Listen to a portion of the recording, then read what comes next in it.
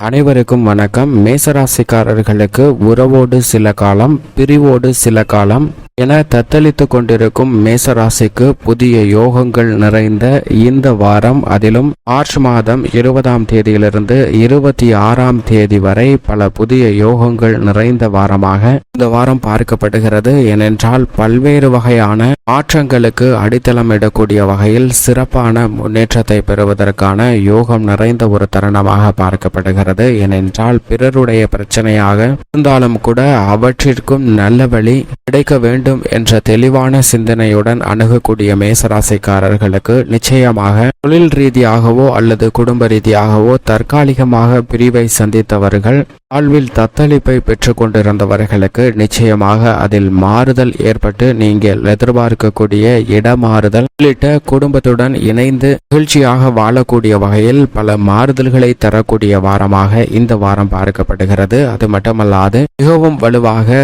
செவ்வாய் மற்றும் சுக்கிரன் இணைந்து சுக்கிர மங்கள யோகத்தை மிகவும் அபரிவிதமாக மேசராசிக்காரர்களுக்கு கொடுக்கக்கூடிய ஒரு சிறந்த அமைப்பாக பார்க்கப்படுகிறது. அதிலும் லாபஸ்தானமாகிய 11ஆம் இடத்தில் ஆட்சி பலம் பெற்ற சனியுடன் இணைந்து சஞ்சரிக்கிறாருங்க.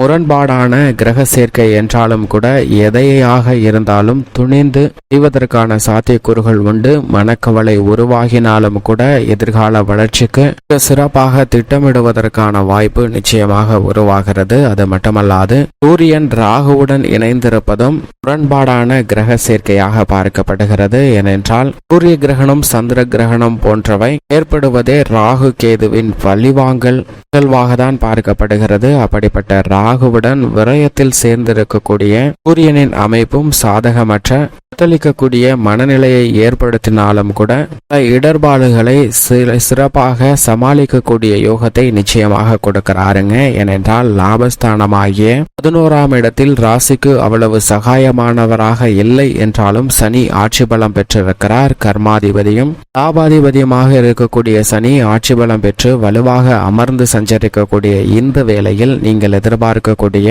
உத்தியோக ரீதியான சிரமங்கள் விலகி நல்ல ஒரு முன்னேற்ற வாய்ப்பு நிறைந்து கிடைக்கக்கூடிய சந்தர்ப்பங்கள் நிறைந்துள்ளன என்பதை தெளிவாக உறுதிப்படுத்துகிறார். அவரது நட்பு கிரகமும் அவரது பகை கிரகமுமாக பார்க்கக்கூடிய சுக்கிரன் மற்றும் ராசியின் அதிபதியான செவ்வாயுடன் இணைந்து சஞ்சரிப்பதால் நிச்சயமாக சின்ன சின்ன தடைகள் இருக்கலாம். ஆனால் சுக்கிர மங்கள யோகம் மிகவும் அபரிவிதமாக கிடைக்கக்கூடிய இந்த தருணத்தில் எவ்வளவுதான் செலவுகள் இருந்தாலும் கூட அவை சுப விரயங்களாகவும் எதிர்பார்த்தபடி நல்ல முன்னேற்றம் வாழ்வில் கிடைக்கக்கூடிய வகையிலும் மாறுவதற்கான சாத்தியக்கூறுகள் உண்டு என்பதை கணாதிபதியும் சப்தமாதிபதியுமாக இருக்கக்கூடிய சுக்கிரன் நிச்சயமாக உறுதிப்படுத்துகிறாருங்க. சுக்கிரனின் அமைப்பு மிகவும் வலுவாக இருக்கக்கூடிய இந்த தருணத்தில் அவருடன் ராசியின் அதிபதியும் இணைந்திருக்கக்கூடிய இந்த வேளையில் சனியாலும் சிறப்பான முன்னேற்ற வாய்ப்புகள் பெறக்கூடிய ஒரு தருணமாக பார்க்கப்படுகிறது. எனவே அலுவலக பொறுப்புகள் ரீதியாக தத்தளித்து வந்த மனநிலையில் நிச்சயமாக நல்லதொரு மாறுதல் கிடைக்கும். தற்போது வேலை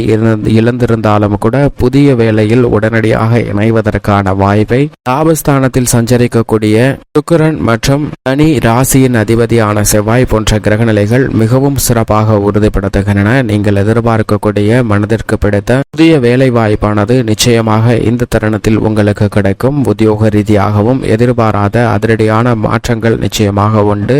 அதே சமயம் முரண்பாடான கிரக சேர்க்கை இருப்பதால் நிச்சயமாக பணி சுமை என்பது அதிகரிக்கக்கூடிய ஒரு தருணமாகவும் தான் அமைந்துள்ளது. கவனத்துடன் செயல்படுங்க. தொழில்துறை, வியாபார துறையில் துணிந்து முதலீடுகளை மேற்கொள்ளலாங்க. நீங்கள் எதிர்பார்க்கக்கூடிய மாற்றம் நிறைந்து கிடைக்கும். உங்களுடைய வாழ்வில் திருமணம், புதிய வீடு என அடுக்கடுக்காக பல முன்னேற்றங்களை சந்திக்கக்கூடிய யோகமும் அதனுடன் தொழிலும் சுயமாக உருவாக்கக்கூடிய அளவிற்கு உங்களுடைய வளர்ச்சி நிறைந்து கிடைக்கக்கூடிய ஒரு யோகம் நிறைந்த தருணமாக லாபஸ்தானத்தில் 3 கிரகநிலைகள் அமர்ந்திருப்பதால் உறுதிப்படுத்துகின்றன. அது மட்டுமல்லாது கலைத்துறை ரீதியாக கலைத்துறைக்கு பொறுப்பேற்ற சுக்கிரன் ராசியின் அதிபதியுடன் இணைந்து மிகவும் வலுவாக லாபஸ்தானத்தில் சஞ்சரிப்பது நிச்சயமாக கலைத்துறை ரீதியான பணிகள்ல மிகப்பெரிய அளவுல புதிய வாய்ப்புகள் நிறைந்து கிடைக்கும். பல ஒப்பந்தங்களை இந்த தருணத்தில் சிறப்பாக முடிப்பதற்கான யோகமும் பொருளாதார ரீதியான முன்னேற்றமும் செல்வ செழிப்பும் சௌகரியமான வசதி வாய்ப்பும் கலைத்துறையில் உள்ள மேசராசிக்காரர்களுக்கு நிச்சயமாக உண்டு. எதிர்கால நலனிற்காக பல நன்மைகள் நிறைந்த ஒரு தருணமாக பார்க்கப்படுகிறது. அரசியல் சார்ந்த பணிகளில் இந்த தருணத்தில் உணர்ச்சி வசப்படுவதை விட சாதுரியமாக சிந்தித்தால் அனைத்தும் உங்களுக்கு வசப்படும் என்பதை தெளிவாக லாபஸ்தானத்தில் வீற்றிருக்கக்கூடிய 3 கிரக நிலைகள் உறுதிப்படுத்துகின்றன. சாணக்கியனாக இருந்தாலும் சரி, சத்திரியனாக இருந்தாலும் சரி, அரசியல் சார்ந்த பிரச்சனைகள் அனைத்தும், குழப்பங்கள் அனைத்தும் தீர்வு காணப்பட்டு மன நிம்மதி ஏற்படக்கூடிய ஒரு சிறந்த தருணமாக அமைகிறது என்பதில் சந்தேகமே இல்லை. விவசாயம் சார்ந்த பணிகளில் லாபஸ்தானத்தில் வலுவாக சஞ்சரிக்கக்கூடிய ராசியின் அதிபதியின் அமைப்பு காரணமாக மத்திய மாநில அரசின் உதவிகள் நீங்கள் எதிர்பார்த்தபடியே சிறப்பாக கிடைக்கக்கூடிய ஒரு தருணமாக பார்க்கப்படுகிறது. இந்த தருணத்தில் நிதி சார்ந்த விஷயங்களை மிக சிறப்பாக கையாளுவதற்கான யோகம் உண்டுங்க. பல்வேறு விஷயங்கள்ல விவசாயம் சார்ந்த பணிகளில் தத்தளித்த ஒரு சூழ்நிலையில் மிகப்பெரிய அளவில் மாற்றம் உண்டு. எதிர்பார்க்கிறபடியே முன்னேற்றம் நிறைந்த ஒரு தருணமாகவும், புதிதாக நிலம், வீடு, அசையா சொத்துக்கள் வாங்குவதற்கான அதிர்ஷ்ட யோக வாய்ப்புகளும் நிச்சயமாக மேசராசிக்காரர்களுக்கு நிறைந்து கிடைக்கிறது என்பதில் சந்தேகமே இல்லை. ஜென்மராசியில் வீற்றிருக்கக்கூடிய குரு தனது சஞ்சார தூரத்தில் 3/4 மேல் கடந்து விட்டார். குறிப்பாக சொல்ல போனால் 99% தனது சஞ்சார தூரத்தை கடந்திருக்கக்கூடிய குரு மிக விரைவில் 2ஆம் இடமாகிய தனஸ்தானத்தில் நுழைய இருக்கிறார். எனவே குருவின் அமைப்பு காரணமாகவும் நல்ல பலன்களை இந்த தருணத்தில் எதிர்பார்க்கக்கூடிய யோகம் நிச்சயமாக மேசராசிக்காரர்களுக்கு உண்டு. தங்களுடைய வாழ்வில் முன்னேற்றத்திற்கான பல விஷயங்களை தொடர்ந்து சந்திப்பதற்கான யோகத்தை நிச்சயமாக ஏற்படுத்தி கொடுக்க போகிறாருங்க. நீங்கள் நினைத்தபடியே சொந்த வீடு வாங்கக்கூடிய முயற்சியும் கை கொடுக்கக்கூடிய ஒரு சிறப்பான தருணமாகவும், உறவுகளோடு நண்பர்களோடு ஏற்பட்ட மன வருத்தமும் விலகி ஒற்றுமை பிறக்கக்கூடிய இனிமையான தருணமாகவும் அமைய போகிறது என்பதை தெளிவாக உறுதிப்படுத்துகிறாருங்க. விரயஸ்தானமாகிய 12ஆம் இடத்தில் சனி, ராகு, புதன் போன்ற கிரகநிலைகள் சஞ்சரித்தாலும் கூட இந்த தருணத்தில் சூரியன் மற்றும் ராகுவின் அமைப்பு விரயஸ்தானத்தில் இருப்பதால் அதீதமான விரய செலவுகளை மேற்கொள்வதற்கான ஒரு சூழ்நிலை நிச்சயமாக உருவாகியுள்ளது. புதன் நீச்சம் பெற்று சஞ்சரிப்பதால் கல்வியில பெரிய அளவிற்கு பாதிப்பு இல்லை. நீங்கள் எதிர்பார்க்கக்கூடிய மதிப்பெண்ணுடன் தேர்ச்சி பெறுவதற்கான யோகம் இந்த தருணத்தில் மிகவும் சிறப்பாக கிடைக்கிறது. சந்திரனின் அமைப்பும் நிச்சயமாக மிகவும் வலுவான ஒரு சாதகமான அமைப்பாக தான் பார்க்கப்படுகிறது. திட்டமிட்டக்கூடிய பணிகள்ல காரிய வெற்றியை நிறைந்து கொடுக்கக்கூடிய வகையில் மிகவும் வலுவாக சஞ்சரிக்கிறாருங்க.